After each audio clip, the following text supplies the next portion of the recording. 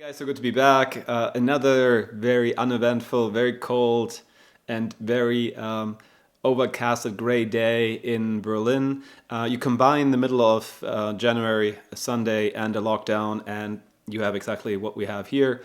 Nothing. I mean, it's just really, really quiet. Today I want to talk about something that I had really quite heated discussions with friends about.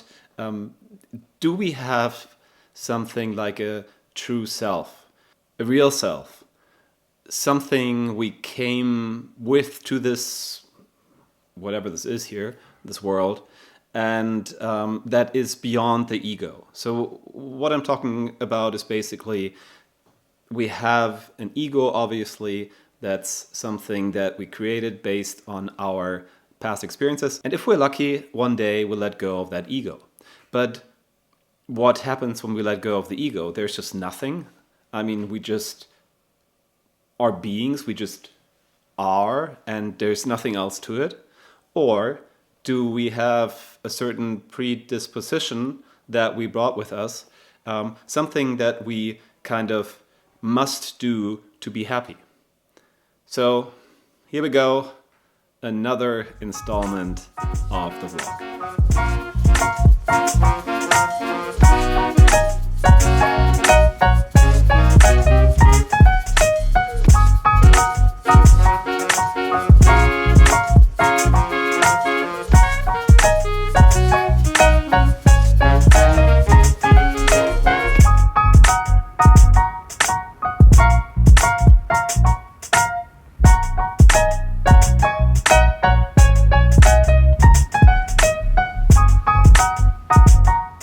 Hey guys, great to be back.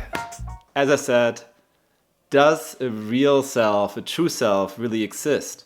Or when we let go of our mask, the ego, the idea we had about ourselves, maybe we just disappear as a person and we just are.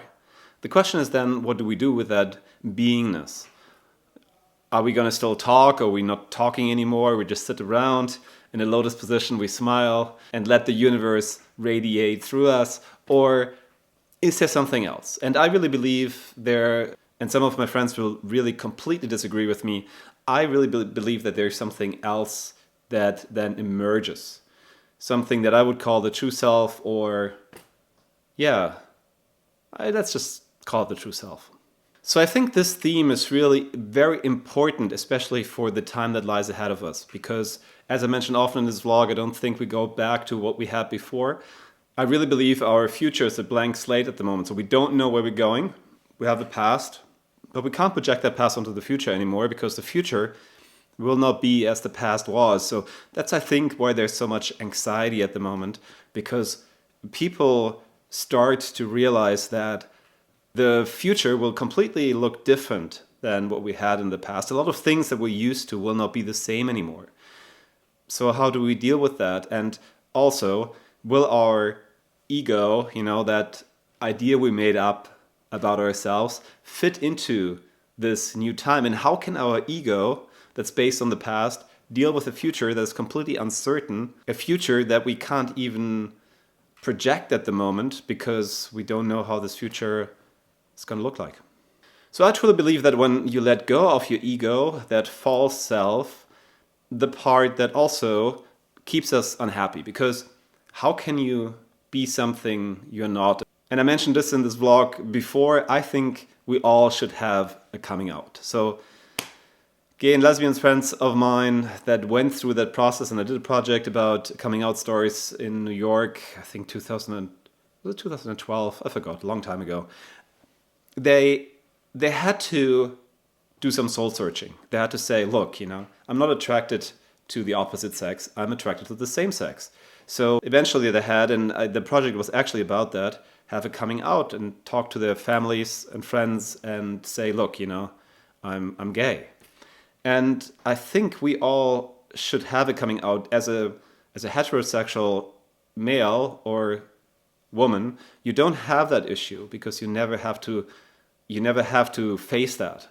Am I really what I think I am, or what other people expect of me to be, or do I have to question all these ideas about myself and then also come up with who I truly am and then also communicate this with other people. So maybe I'm not the person I thought. Maybe I'm, in my case, not the photographer I thought, not the yoga teacher I thought. Maybe there's something else in me that I didn't see because that's not how I was programmed. That's not how people saw me. That's not what I thought I was. But I think we all come with an idea what makes us happy, with a predisposition that we really have to express here to find happiness. Now, the goal is to find that because we lived in a world where a lot of people were doing things out of fear in the past. I mean, why do people do jobs they don't like? They do it out of fear because they feel like if they don't do the job, they then lose their apartment, they have nothing to eat, and they must live on the street. And that is a very strong motivation to do a job that you don't like to do. But you're unhappy doing these jobs that you don't like to do. You're unhappy being in a relationship if you have the feeling it's over, I have to move on. I think one reason why we live in such a world full of anger is because a lot of people don't do what they truly are.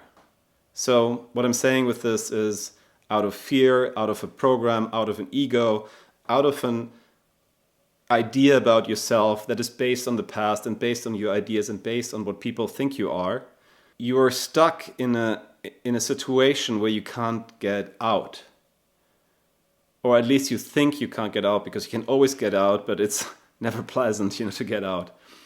So my suggestion is for the age of Aquarius, for the time that lies ahead of us, that we change that, because a lot of things will change. We must change. And maybe it's time to think about what you want to truly do, not what other people think you should or what you thought you should, based out of fear because you think you have to. But really figure out what is your passion, what inspires you, what lets you be without having to think about yourself. I think that's always a good way to see it, because when you just are and you don't think about yourself because you're so in the flow with what you're doing,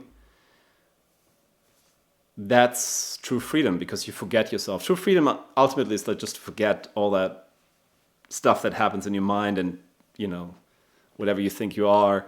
So that's, to me, the future, to have you coming out, figure out what you truly want, and then go for it. And as Dwayne Michaels, a friend of mine in New York, some of you might know him, he used to be a really famous photographer, and he always said, success is to do what you love and find somebody who pays for it. So I think when you really do that, because then we have a world of creative people, we have a world of inspired people, we have a world of happy people, and I don't think the anger level would be as high, and I don't think we would treat the world how we treated it in the past, because we wouldn't want to, because we're inspired, and we wouldn't treat each other that way. I don't think we would treat animals that way. A lot of that comes from suppressing that you do things that you don't want to do, and you do them out of fear.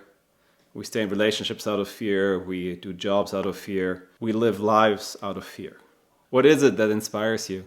What is it that gets you out of bed in the morning, but not out of fear, out of excitement to have another day, to do what you really love to do? As I said, I believe we all have that, and as a little hint, very often when we were closer to where we came from as children, we had insights. We knew. We knew what would make us happy. We knew what inspired us. And then obviously, the ego gets created, all the programming happens, and then it's buried under a thick layer of bullshit, I would say. So, food for thought for today. Thanks for being part of the vlog. If you haven't liked and subscribed yet, please do so. It really supports the channel. I'm still waiting for number 30, I think. We're at 29 subscribers, so we're almost at the 1,000 subscriber mark. We keep on going. If you have any questions, you can always send me a message or just do it in the comment section, and I'll get back to you. I see you guys tomorrow. Bye for now.